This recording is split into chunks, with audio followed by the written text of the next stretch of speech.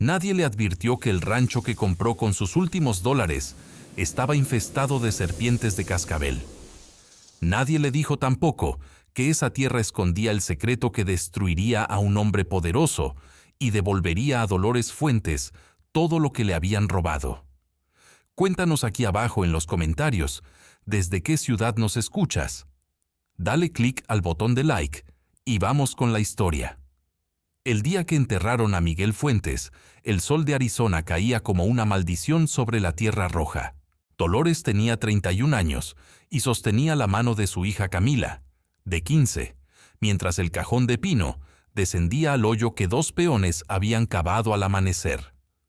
No había dinero para mármol, no había dinero para flores, apenas había dinero para el sacerdote, y el padre Ignacio cobró adelantado, con la mirada apartada, como si la vergüenza de hacerlo le quemara los ojos, pero no tanto como para renunciar a los centavos.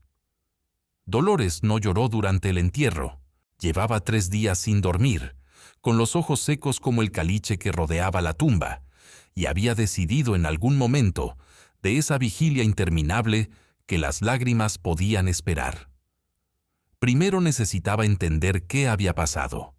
Primero necesitaba saber por qué su marido, un hombre sano de 36 años, que nunca había bebido en exceso ni buscado peleas, había firmado papeles que entregaban el rancho familiar 2 semanas antes de aparecer muerto en el fondo del barranco del río Gila, con el cuello roto y el caballo nunca encontrado.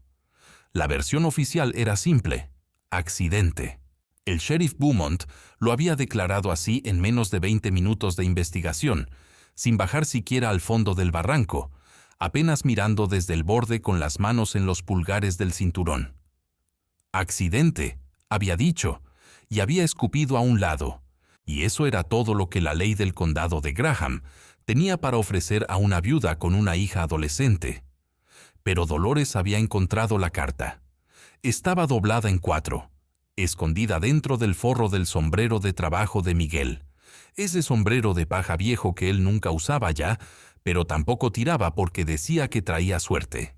La carta no tenía firma, pero la letra era de Esteban Fuentes, el hermano mayor de Miguel, el que se había ido a Tucson 15 años atrás y había vuelto el año pasado con traje de ciudad y dinero que nadie sabía de dónde venía.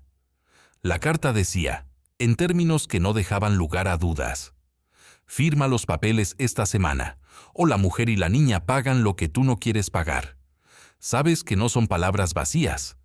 Miguel había firmado, y 2 semanas después, Miguel estaba muerto. Dolores había guardado esa carta dentro de su corsé, contra el pecho, durante 3 días. La había leído tantas veces que podía recitarla de memoria en la oscuridad.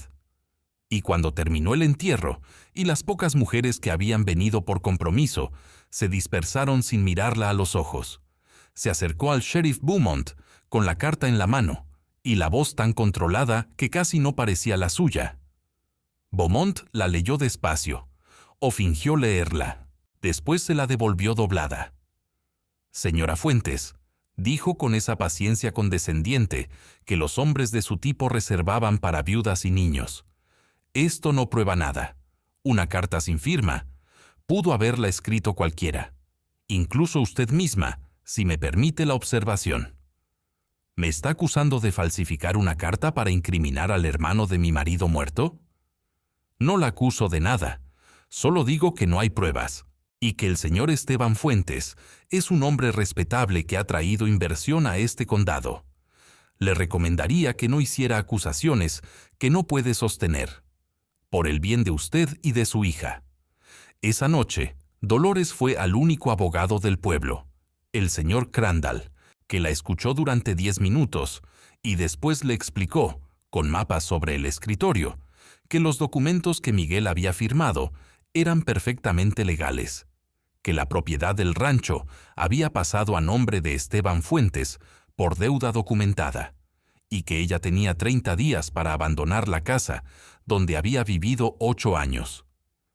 ¿Y si los documentos fueron firmados bajo amenaza?, preguntó Dolores. ¿Puede probarlo? Tengo una carta. Sin firma, ya lo sé. El sheriff me informó. Crandall recogió sus papeles con movimientos precisos. Señora Fuentes, le aconsejo que acepte la situación. Esteban Fuentes ha ofrecido darle $100 para que se instale en otro lugar. Es una oferta generosa, dado que usted no tiene ningún derecho legal sobre esa propiedad. Las mujeres del pueblo fueron la última decepción, aunque no la más dolorosa. Dolores había creído que algunas de ellas, las que conocía desde hacía años, las que habían comido en su mesa y habían compartido el trabajo de la cosecha, dirían algo, harían algo. Pero el miedo al nombre de Esteban Fuentes era más fuerte que cualquier solidaridad. Se alejaron con excusas suaves, con miradas de lástima que eran peor que el desprecio, porque llevaban adentro la certeza de que no había nada que hacer. Dolores empacó lo que cabía en 2 alforjas, y lo que no cabía lo dejó. Se quedó con la carta, con un rifle Winchester que había sido de su padre, con $37 en monedas, y con Camila, que cargaba su propia bolsa en silencio, con esa madurez repentina y terrible que tienen los adolescentes cuando comprenden que el mundo no tiene piedad. Salieron al amanecer, antes de que Esteban pudiera mandarles a sus hombres. No había plan, solo la dirección vaga de alejarse, de encontrar algo, de no doblegarse, aunque todo empujara hacia eso. Dolores conducía el caballo viejo que nadie le había quitado porque nadie lo quería, y el desierto se abría delante de ellas como una promesa sin garantías, rojo y dorado bajo el sol de octubre, hermoso y despiadado en partes iguales. Llevaban 4 horas de camino cuando Camila señaló hacia el noroeste, donde una estructura de madera oscura emergía de entre los saguaros como un fantasma. «Mamá, ahí hay algo». Dolores entrecerró los ojos contra el brillo. Una construcción, abandonada, con toda seguridad, por la forma en que se inclinaba hacia un lado, como un hombre que ya no tiene fuerzas para mantenerse erguido. Pero construcción al fin. «Lo veo», dijo. No habían planeado desviarse. Fue el caballo el que torció el rumbo, atraído por algo que solo él percibía. Quizás agua, quizás sombra, y Dolores dejó que lo hiciera porque no tenía a dónde más ir. El rancho abandonado olía a madera quemada por décadas de sol y a algo más oscuro, animal, que Dolores identificó cuando estaban a 20 metros de la puerta. La vibración seca y rítmica que le erizó los brazos antes de que su mente pusiera nombre. «Serpientes», dijo Camila en voz baja. «Quédate en el caballo». El primer cascabel estaba enrollado en el escalón de entrada, negro y grueso como el brazo de un hombre, con la cola levantada. Dolores desmontó despacio, sin movimientos bruscos, sacó el rifle del morral con la misma lentitud calculada y esperó. La serpiente la midió durante lo que pareció un tiempo infinito. Después, con esa dignidad indiferente de las criaturas que no tienen miedo de nada porque son el miedo mismo, se deslizó hacia los matorrales y desapareció. Dolores soltó el aire que había estado reteniendo. ¿Las serpientes van a estar por todas partes?, preguntó Camila desde el caballo. Probablemente. Dolores subió el escalón con cuidado. Empujó la puerta con el cañón del rifle. Pero nosotras también vamos a estar aquí. El interior era un desastre organizado por años de abandono. La sala principal tenía una mesa volcada, sillas rotas, una chimenea que todavía conservaba las cenizas de un fuego viejo. Las ventanas habían perdido el vidrio hacía tiempo, y el viento del desierto había depositado arena en cada superficie horizontal. En una esquina, una serpiente más pequeña se escurrió por una grieta del piso antes de que Dolores pudiera reaccionar. Pasaron 1 hora limpiando solo lo necesario para poder moverse sin pisar nada que mordiera. Camila, que había empezado temblorosa, encontró un palo de madera resistente y lo usó con precisión creciente para revisar cada rincón antes de meter la mano. La hija de Dolores tenía la pragmática valentía de quien no tiene tiempo para el lujo del pánico. El pozo estaba en el patio trasero, parcialmente tapado por una piedra plana. Dolores quitó la piedra con esfuerzo y bajó el cubo atado a la cuerda oxidada que alguien había dejado. El agua que subió era turbia, pero olía limpia. Podía filtrarse con tela. Dentro del rancho, detrás de la chimenea, encontraron un baúl de madera con cerradura rota. Adentro, 2 mantas gruesas dobladas con cuidado que el tiempo había preservado razonablemente, una camisa de hombre, un vestido de mujer que podría ser de Camila con alteraciones, y debajo de todo, envuelta en una tela de cuero cosida, una Biblia familiar con inscripciones en las páginas interiores. Rancho Los Álamos, familia Sandoval. Que Dios guarde este hogar y a quienes en él habiten. Alguien vivió aquí, dijo Camila, sosteniendo la Biblia. Alguien vivió aquí y se fue, dijo Dolores, o lo obligaron a irse. Pasaron la tarde haciendo lo que podían. Taparon las grietas principales del piso con piedras y trapos para reducir el acceso de serpientes al interior. Limpiaron la chimenea lo suficiente para arriesgar un fuego pequeño esa noche. Encontraron una reserva de leña vieja, bajo un cobertizo lateral que todavía servía. Camila descubrió que el corral trasero, aunque con la cerca rota, podía repararse con trabajo. Dolores preparó una cena escasa, tasajo seco de las alforjas, agua filtrada, 2 tortillas duras que habían sobrevivido el viaje. Comieron en silencio frente al fuego pequeño, con el rifle apoyado en la rodilla de Dolores y el desierto oscuro alrededor. Y fue en ese silencio donde Dolores sintió, por primera vez en semanas, algo parecido a un pensamiento coherente sobre el futuro. Podían quedarse. Nadie sabía que estaban aquí. El rancho era tierra de nadie, aparentemente sin dueño, abandonado hacía tanto que ni siquiera aparecería en los registros actualizados del condado. Podían trabajarlo, limpiarlo, hacerlo funcionar. No tenían nada más, pero tenían esto. Fue Camila quien escuchó los cascos primero. Mamá. Dolores ya estaba de pie, con el rifle. 3 jinetes, quizás 4, por el sonido, acercándose desde el norte. Apagó el fuego de un pisotón, tomó a Camila por el brazo y la llevó al rincón más oscuro de la sala, lejos de las ventanas sin vidrio.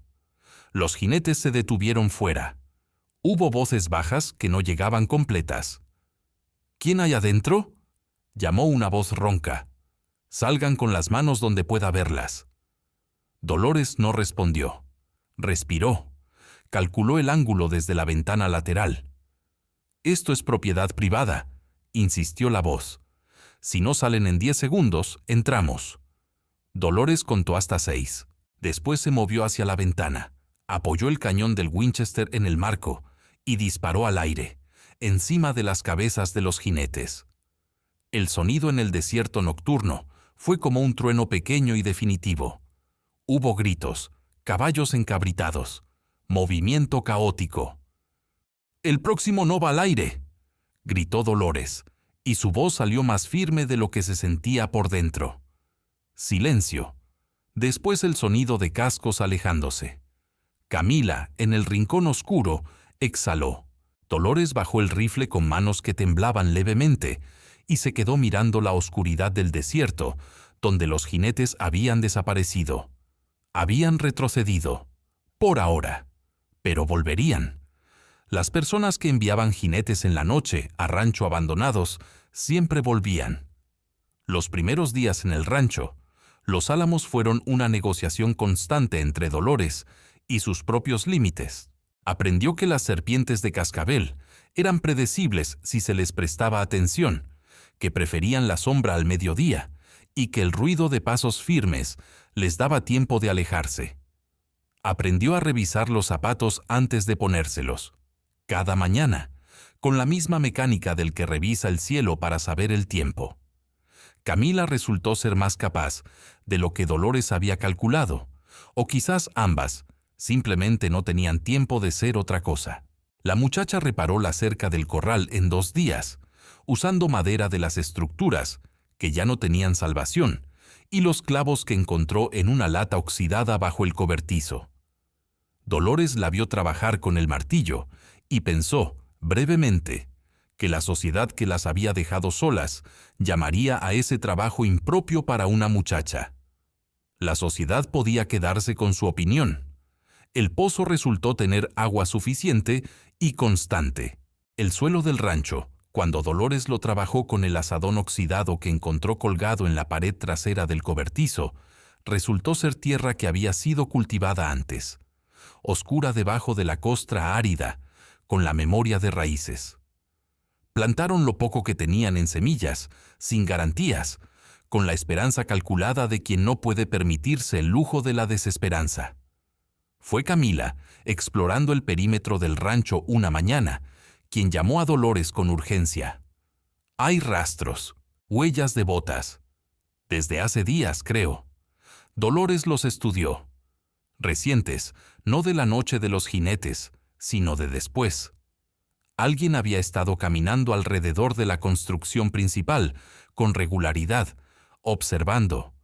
Y a unos 200 metros al noreste, casi invisible entre los mezquites, una columna de humo tan delgada que podría confundirse con polvo. No era polvo.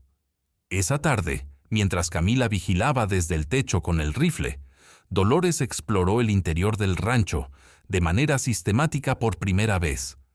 No solo limpiando, sino buscando. La Biblia de los Sandoval le había dejado una certeza vaga que no sabía todavía cómo nombrar. Esta familia había vivido aquí, había construido algo aquí, y había desaparecido de manera que no parecía voluntaria. Encontró la trampilla debajo de la alfombra vieja que había doblado y guardado en el baúl el primer día. Era casi invisible, con las junturas llenas de arena que las camuflaba perfectamente. Dolores las limpió con los dedos, encontró el anillo de hierro escondido en una ranura y tiró. El olor que subió era a tierra seca y a papel viejo. Bajó con la lámpara de queroseno que había encontrado, casi llena todavía, milagro de la sequedad del desierto que preservaba las cosas.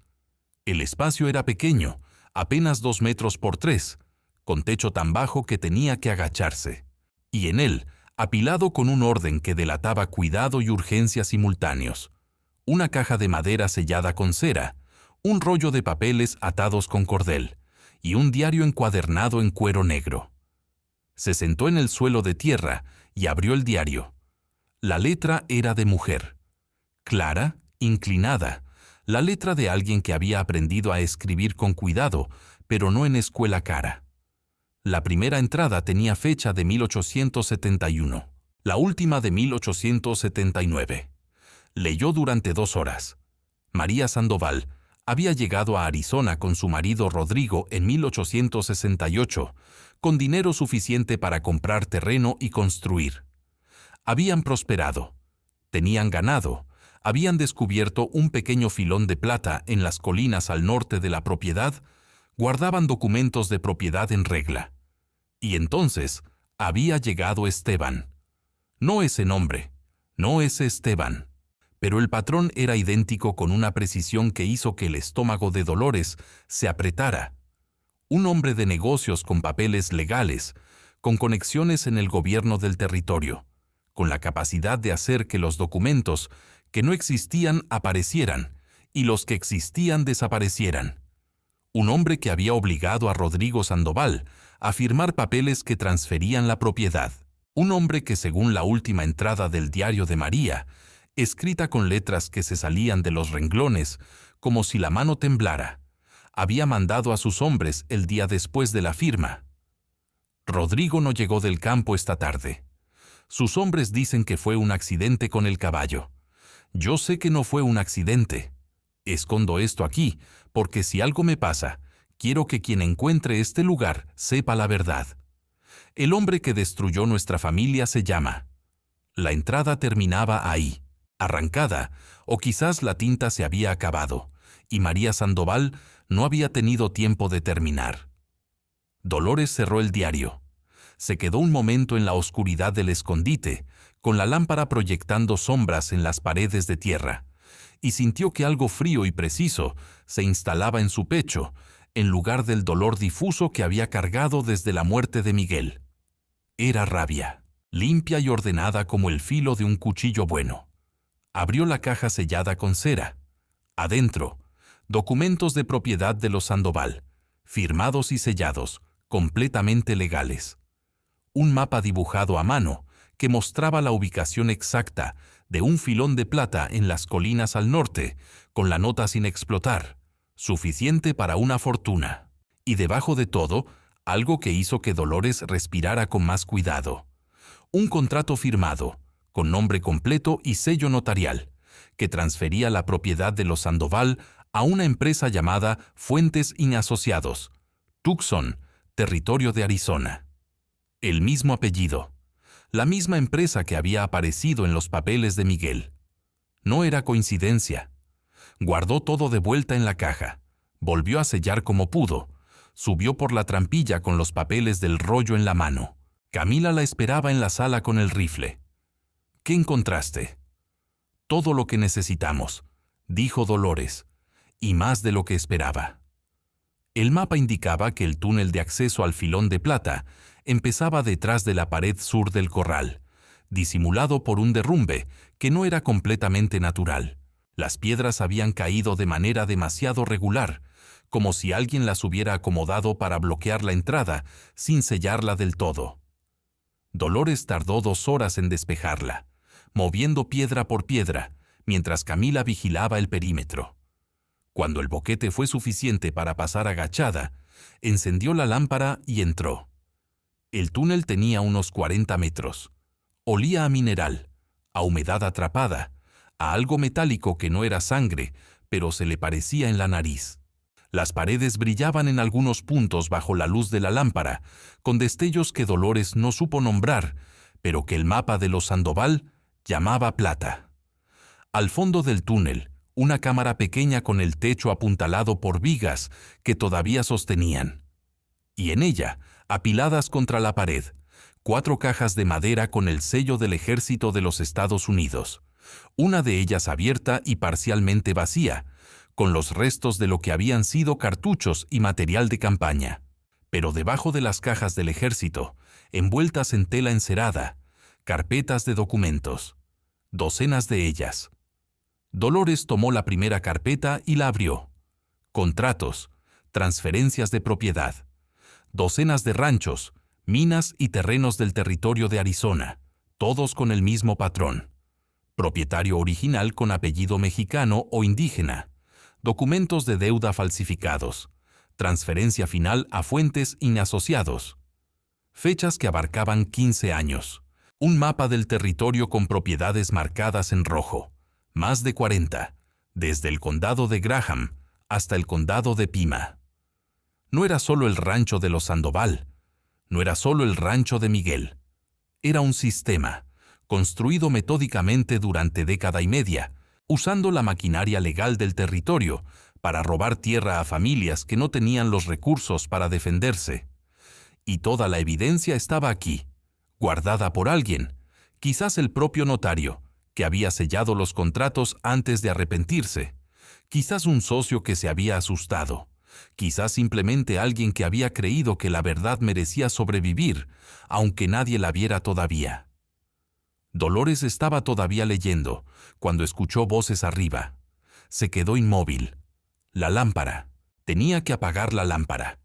Lo hizo, y la oscuridad fue total y absoluta, durante los segundos que tardó en que sus ojos encontraran la línea de luz grisácea que venía del boquete de entrada.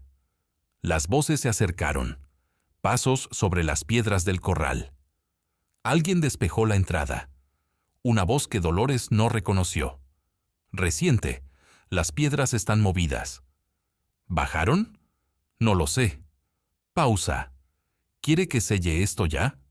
Y entonces la tercera voz, la que hizo que todo el frío del mundo le subiera por la columna vertebral a Dolores. Séllalo con dinamita. Si la viuda de mi hermanito encontró esto, ya no importa lo que sepa, porque no va a poder contárselo a nadie. Una risa breve, sin humor, casi sin sonido. Miguel siempre fue un sentimental. Firmó cuando debía, pero guardó una carta. El idiota. Debería haber aprendido del viejo Sandoval, que fue más listo. Firmó y se cayó del caballo, sin que hubiera cartas de por medio. La voz era de Esteban Fuentes. Dolores oyó que sacaban algo pesado, el sonido metálico de lo que solo podía ser una caja de dinamita. Calculó, 30 metros hasta el boquete, quizás 4 o 5 minutos para colocar una carga. No tenía tiempo de llegar a la entrada antes de que la vieran. Pero alguien más llegó antes que la dinamita. Una voz nueva, desde lejos, con autoridad en el tono. Esteban Fuentes, quédese donde está. Tengo una orden del juez federal Harrington y 3 testigos. Confusión arriba, voces superpuestas. El sonido de algo cayendo al suelo, quizás la caja de dinamita, quizás un hombre. Dolores no esperó más. Tomó las carpetas de documentos que cabían en sus brazos, encendió la lámpara y corrió hacia el boquete. Salió al sol cegador del mediodía, con el rifle en una mano, la lámpara en la otra, y los documentos apretados contra el pecho, y se encontró con una escena que su mente tardó un momento en ordenar. Esteban Fuentes y 2 de sus hombres contra la pared del corral, con las manos visibles, un joven que no reconocía apuntándoles con una pistola, y detrás de él, Camila, con el Winchester de Dolores en las manos, con una calma que en otro momento habría sido orgullosa, y en este fue simplemente útil. «Mamá», dijo Camila, «este señor dice que es abogado». El joven se volvió hacia Dolores. Tenía quizás 25 años, traje polvoriento de viaje, ojos claros con expresión de alguien que ha llegado preparado para algo difícil y ha encontrado algo más difícil todavía. «Thomas Reed», dijo. «Abogado. Vine desde Santa Fe siguiendo la pista de Fuentes y Asociados por otros 3 casos en Nuevo México. No esperaba encontrar esto». Miró las carpetas que Dolores sostenía. «¿Son documentos?» «Suficientes para colgar a un hombre», dijo Dolores. Esteban Fuentes, contra la pared del corral, por primera vez en toda esta historia, no dijo nada. Thomas Reed había llegado a Arizona, siguiendo un hilo que empezaba en Santa Fe, donde 2 familias distintas habían perdido sus tierras ante la misma empresa, Fuentes y Asociados, con los mismos métodos: deuda fabricada, notario comprado, sheriff que miraba para otro lado. Llevaba 6 meses construyendo un caso sin suficientes pruebas para llevarlo ante un juez federal, porque la empresa tenía conexiones en el gobierno territorial que hacían que cualquier acusación se diluyera antes de llegar a un tribunal. Lo que Dolores había encontrado en el túnel de los Sandoval era, según Reed, suficiente para terminar no solo con Esteban Fuentes, sino con la mitad de los funcionarios del territorio que han cobrado de él en los últimos 15 años. Esto debería haber sido el principio del fin. En cambio, fue el principio de la parte más difícil.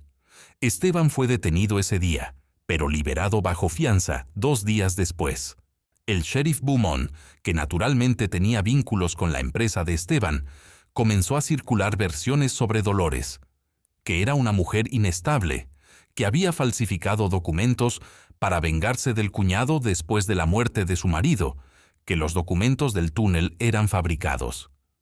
En el pueblo, donde el nombre Fuentes llevaba 15 años, siendo sinónimo de dinero e influencia, había gente dispuesta a creerlo.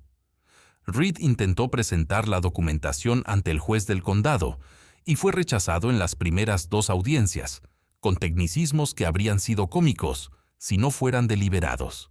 El juez local tenía papeles de Fuentes y Asociados en su propio archivo. Reed sospechaba, aunque todavía no podía probarlo. Dolores fue al juzgado sola una mañana, sin Reed, porque quería intentarlo sin mediación. El secretario del juez la recibió con la paciencia agotada, reservada para personas que no entienden cómo funciona el mundo.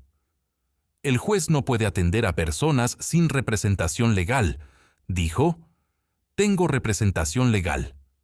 Entonces su abogado debe presentar la petición. Mi abogado presentó la petición 2 veces y fue rechazada con argumentos de procedimiento. Entonces hay procedimientos que no se han cumplido. ¿Cuáles? Una pausa. El secretario reordenó papeles que no necesitaban reordenarse.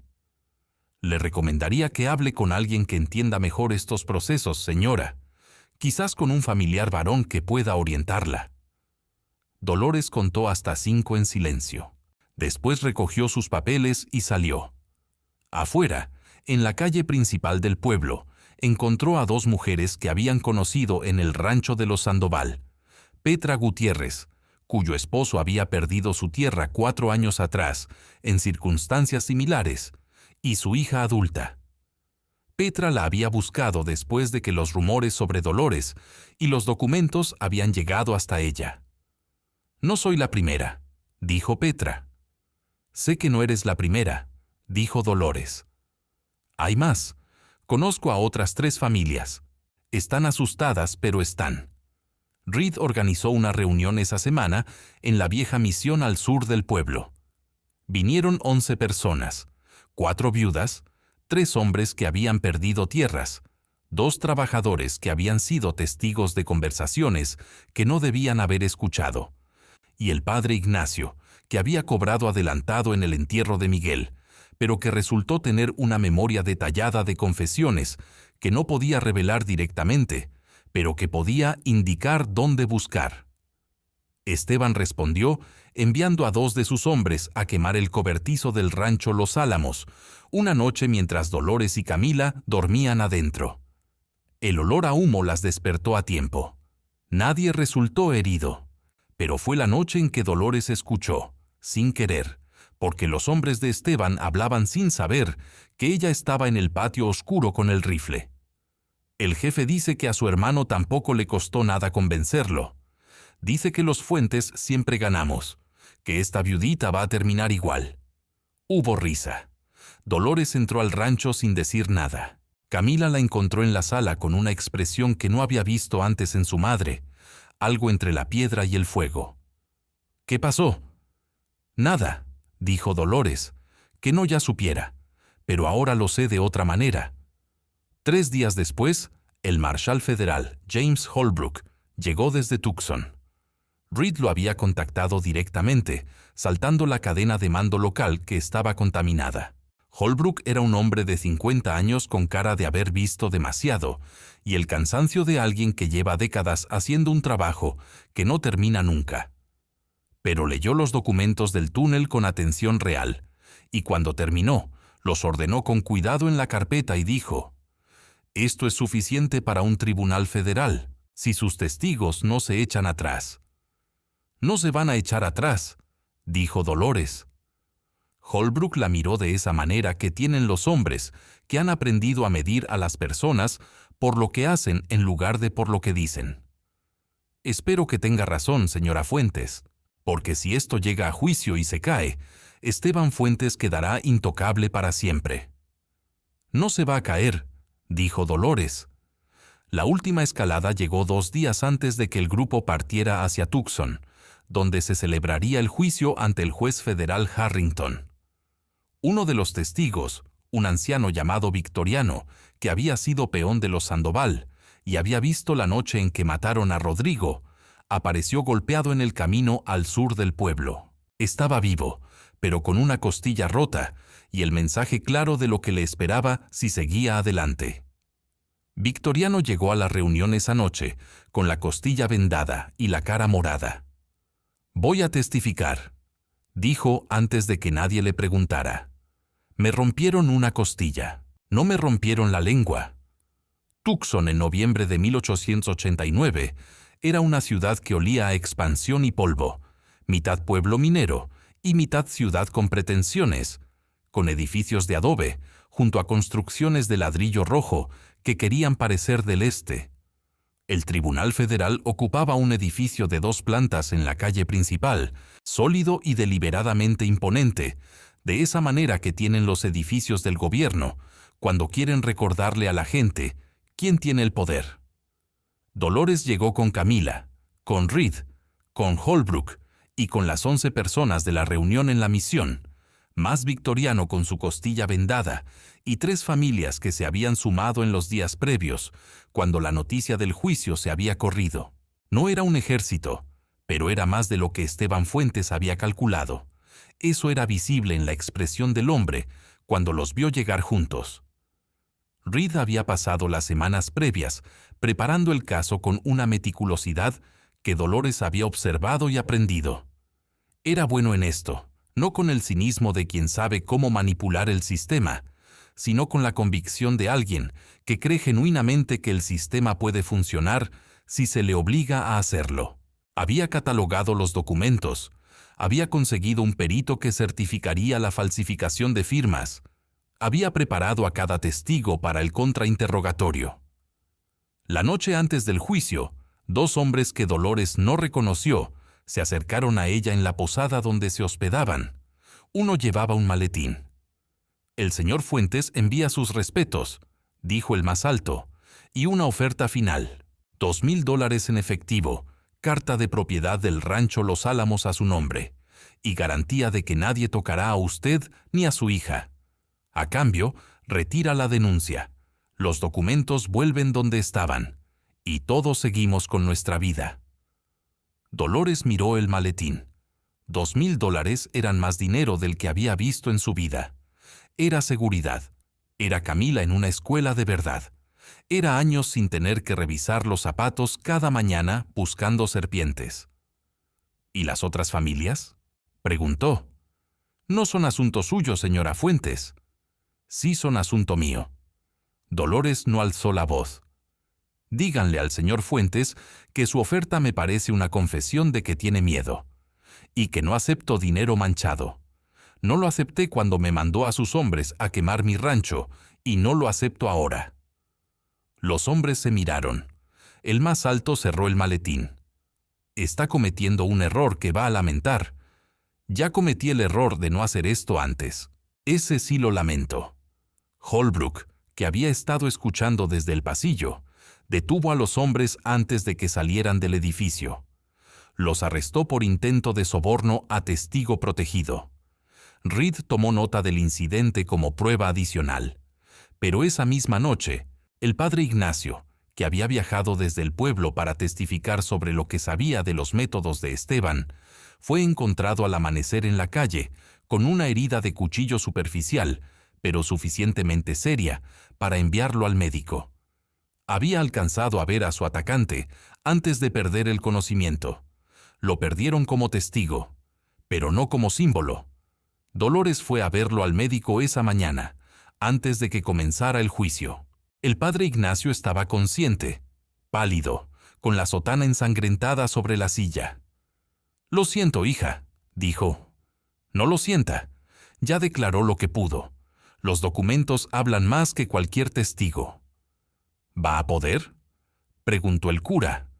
«¿Sola en ese estrado?». Dolores pensó en la carta guardada contra su pecho durante días. Pensó en María Sandoval, escribiendo en su diario con manos que temblaban. Pensó en Victoriano con la costilla rota, diciendo que la lengua no estaba rota. «Ya no estoy sola», dijo. Y por primera vez, desde la muerte de Miguel, mientras lo decía, lo creyó completamente. La sala del Tribunal Federal estaba llena hasta los pasillos cuando comenzó el juicio. Había venido gente de 3 condados, familias que habían perdido tierras ante Fuentes y asociados, curiosos, periodistas de 2 periódicos de Tucson y uno de Santa Fe, y un fotógrafo que había instalado su equipo en un rincón con la eficiencia nerviosa de quien sabe que está mirando algo que importará después. El juez federal, Marcus Harrington, era un hombre de 60 años con barba blanca y la expresión de alguien que no tiene nada que demostrar ni nadie a quien impresionar. Reed le había explicado a Dolores que Harrington era la persona más importante del día, incorruptible no por virtud especial, sino por la indiferencia aristocrática de quien está demasiado viejo y demasiado seguro en su cargo para necesitar el dinero de nadie. El fiscal federal, un hombre joven de nombre Carrasco, de ascendencia mexicana, que llevaba el caso con la precisión cuidadosa de quien sabe que la mitad de la sala espera que falle, comenzó con los testimonios preliminares. Victoriano subió primero, con su costilla vendada visible sobre la camisa blanca, y declaró lo que había visto en 1879, con una calma que era más devastadora que cualquier emoción. La noche que los hombres de Esteban Fuentes habían llegado al rancho Sandoval, la conversación que había escuchado, la mañana en que encontraron a Rodrigo muerto. El perito en documentos siguió, con los contratos extendidos sobre la mesa del tribunal, explicando con términos técnicos, pero comprensibles para el jurado, las marcas de falsificación en las firmas, la inconsistencia en las fechas de los sellos notariales, la empresa fantasma que aparecía como acreedora en 16 de los 43 contratos revisados. Dolores fue llamada al estrado después del almuerzo. Juró sobre la Biblia de cuero negro de María Sandoval, que había pedido permiso de traer, porque le parecía que era lo correcto, y se sentó con las manos en el regazo y la vista al frente. El fiscal Carrasco la guió a través de la historia. La muerte de Miguel, la carta sin firma, el sheriff Beaumont, el abogado Crandall, la salida del rancho familiar con $37 y una hija de 15 años, la llegada al rancho Los Álamos, el descubrimiento del escondite, el diario de María Sandoval, los documentos en el túnel, la voz de Esteban Fuentes dando orden de sellar el túnel con dinamita sin saber que ella estaba adentro. La sala escuchó en silencio. Después vino la defensa. El abogado de Esteban era un hombre mayor de nombre Whitfield, que había hecho carrera en Tucson, defendiendo a personas con dinero, y que tenía la técnica depurada de quien ha convertido la destrucción de credibilidad en arte. Empezó despacio. Señora Fuentes, ¿tiene usted educación formal? Sé leer y escribir. Pero no educación formal, escuela. 3 años de escuela primaria. Y sin embargo pretende que este jurado crea que una mujer sin educación, sin conocimientos legales, sin experiencia alguna en minería o en documentación notarial, fue capaz de descubrir y comprender documentos complejos que supuestamente habían estado ocultos durante 10 años? No pretendo que crean nada que no puedan leer con sus propios ojos. ¿No es posible que alguien con interés en destruir la reputación del señor Fuentes le haya proporcionado esos documentos? ¿Alguien como quién? Como el señor Reed, por ejemplo, que llegó a Arizona con un caso ya armado contra mi cliente. El señor Reed llegó a Arizona y encontró lo mismo que yo: 43 familias robadas. Los documentos estaban en un túnel que yo abrí. El señor Reed no estaba presente. Whitfield cambió de ángulo. Señora Fuentes, ¿no es cierto que usted tiene un móvil personal en este caso? Su marido murió. Usted responsabiliza a mi cliente. ¿No es posible que toda esta historia sea el producto del dolor y la rabia de una viuda que busca culpables para su tragedia? Dolores lo miró durante un segundo. Si el dolor de perder a mi marido me convirtiera en alguien capaz de falsificar 43 contratos, fabricar un diario de 1871, crear una empresa con registros en Tucson, Santa Fe y Phoenix, y convencer a 11 testigos independientes de mentir coordinadamente, yo sería sin duda la persona más competente en esta sala. Una pausa. Pero no lo hice. Simplemente encontré lo que alguien más escondió. Había una pequeña sonrisa en la cara del juez Harrington, que desapareció casi antes de formarse. Whitfield intentó una última línea de ataque, cuestionando la cadena de custodia de los documentos, sugiriendo que habían sido manipulados en el periodo entre el descubrimiento y el juicio. Era una buena jugada. El jurado, que había estado siguiendo con atención, pareció vacilar. Y fue entonces cuando Thomas Reed se puso de pie. Con la venia del tribunal, su señoría, hay una persona en esta sala que puede resolver esta cuestión directamente. Harrington lo miró. Proceda. Llamo a declarar al señor Andrés Mora. Un hombre de edad mediana que había estado sentado en la segunda fila del público se puso de pie. Dolores no lo conocía. Reed le había dicho que existía, pero no le había explicado quién era, y ahora veía en la cara de Esteban Fuentes algo que en 15 años de crímenes probablemente no había sentido: miedo real. Mora se acomodó en el estrado. Habló en voz tranquila. Era el notario original, que había sellado los primeros contratos de Fuentes y Asociados en 1875. Había abandonado el territorio en 1882 con remordimiento y con una copia de cada contrato que había certificado, guardada en un banco de El Paso. Había leído sobre el juicio en el periódico de Santa Fe y había viajado 4 días para llegar a tiempo. Tenía los originales, con sus propios sellos, y estaba dispuesto a declarar, punto por punto, cómo Esteban Fuentes le había pagado para falsificar cada uno de ellos. Esteban Fuentes se levantó de su silla. Su abogado intentó detenerlo. No lo logró. «Usted no puede», dijo Esteban en voz alta, sin dirigirse a nadie en particular, con la expresión de alguien cuyo mundo acaba de organizarse de una manera que no acepta. «Usted firmó acuerdos de confidencialidad». «¿Firmó?» «No se puede firmar confidencialidad sobre un crimen», dijo Mora sin alterarse. «Eso lo aprendí tarde, pero lo aprendí». Harrington golpeó el mazo. «Señor Fuentes, siéntese o será retirado de esta sala». Esteban se sentó, pero ya no había dignidad en el gesto. El jurado deliberó 3 horas.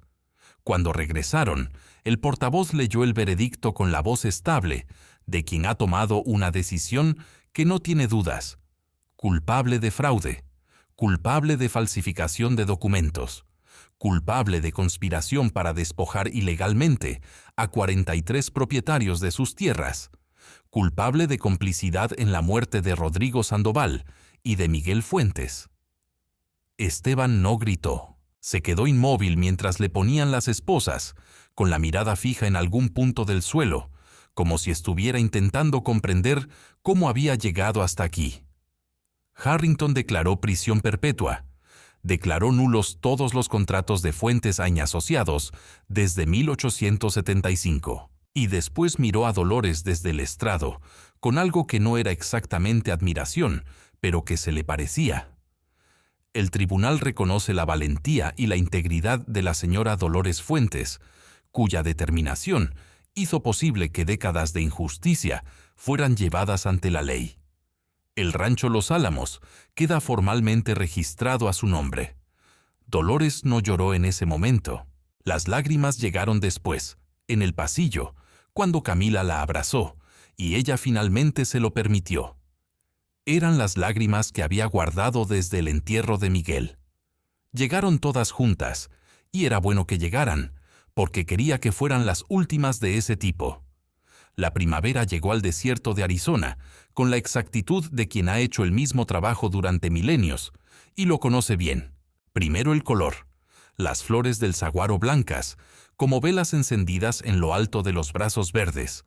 Después el olor, ese perfume particular del creosoto, después de la lluvia, que es quizás la cosa más específica de ese paisaje y la más difícil de describir a quien no la ha sentido. El cielo se hacía más alto, o quizás era solo que había menos peso bajo el que mirarlo. Dolores llegó al rancho Los Álamos a principios de abril con Camila, con 2 mulas cargadas de herramientas nuevas, con semillas compradas con parte de los fondos de compensación que el Tribunal Federal había ordenado para las familias afectadas, y con los papeles de propiedad doblados en el bolsillo interior del abrigo, donde la carta de Esteban había estado antes. El rancho era el mismo y no lo era. Las serpientes seguían ahí. Nunca iban a no estar. Era su desierto tanto como de cualquiera. Pero Dolores las conocía ya. Conocía sus horas y sus preferencias, y había llegado a una especie de acuerdo tácito con ellas, que no era amistad, pero era respeto mutuo. La construcción principal había sobrevivido el invierno mejor de lo esperado. El pozo daba agua limpia. La tierra que habían trabajado el otoño anterior esperaba. Petronila Sandoval, nieta de Rodrigo y María, vino desde Sonora cuando supo que los documentos habían aparecido y que la familia que los encontró había usado su Biblia para jurar en el tribunal. Tenía 30 años y los mismos ojos claros de la foto que había en la Biblia. Llegó con su propio título de herencia, restaurado por el fallo federal, para las colinas del norte donde estaba el filón de plata. Llegó también con trabajo en las manos y sin expectativas de que las cosas fueran fáciles. Las dos mujeres se miraron la primera vez, con la cautelosa evaluación de quien reconoce en otra persona una historia paralela a la propia, y decidieron en silencio que la tierra era suficiente para las dos, y que el trabajo era mejor compartido. El filón de plata, cuando un minero experto lo evaluó ese verano, resultó ser modesto pero real, suficiente para trabajarse durante años con ganancia consistente, no una fortuna repentina, sino algo mejor, una fuente sostenida de independencia que no dependía de nadie más. Thomas Reed volvió a Santa Fe, donde tenía otros casos y una vida que había dejado esperando. Pero antes de irse, redactó un artículo legal publicado en el periódico territorial sobre el caso, detallando las irregularidades del sistema notarial que habían permitido el esquema de Esteban durante 15 años. El artículo fue leído en la Asamblea Territorial y terminó siendo uno de los documentos citados en la Reforma Notarial de 1891, que requirió supervisión independiente de transferencias de propiedad superiores a cierto valor. No era un cambio que protegería a todo el mundo, pero protegería a algunos que de otra manera no habrían sido protegidos. Dolores fundó la cooperativa con Petra Gutiérrez y otras 3 viudas ese mismo otoño. No tenía nombre oficial durante los primeros meses. La llamaban simplemente la Cooperativa de las Viudas, con la falta de ceremonia de las cosas que nacen de la necesidad en lugar del discurso. Compartían herramientas, compartían labor en las temporadas de siembra y cosecha, compartían información sobre leyes y derechos que el sistema asumía que no necesitaban saber. Camila dio clases a los niños de las familias del grupo, 2 veces por semana, bajo el cobertizo reparado del rancho Los Álamos.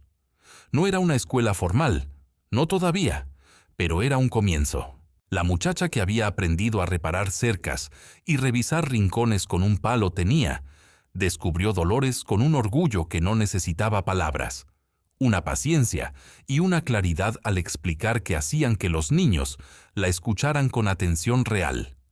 Victoriano, el anciano de la costilla rota, se instaló en el rancho como capataz durante la primera temporada. Conocía el suelo del desierto con la intimidad de quien lo ha trabajado décadas, y enseñó a Dolores cosas sobre el agua y el viento y los ciclos del calor que ningún libro habría podido explicarle. A cambio recibió techo y comida, y el tipo de respeto que los viejos merecen y raramente reciben.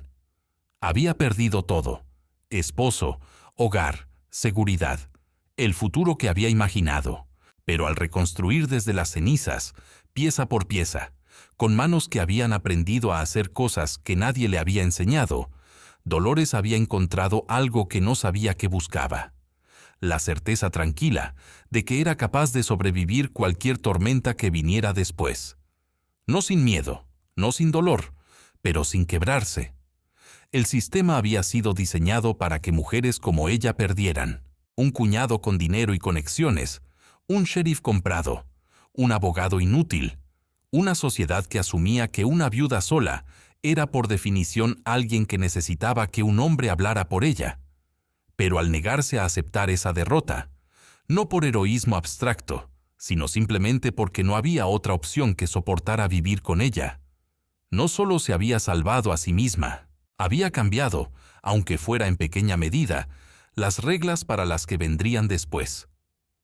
La tarde de ese 1 noviembre en el rancho propio, Dolores salió al patio cuando el sol ya tocaba los saguaros y los hacía arder en naranja y rosa, esos colores imposibles del desierto de Arizona que parecen pintados por alguien que no ha conocido la medida.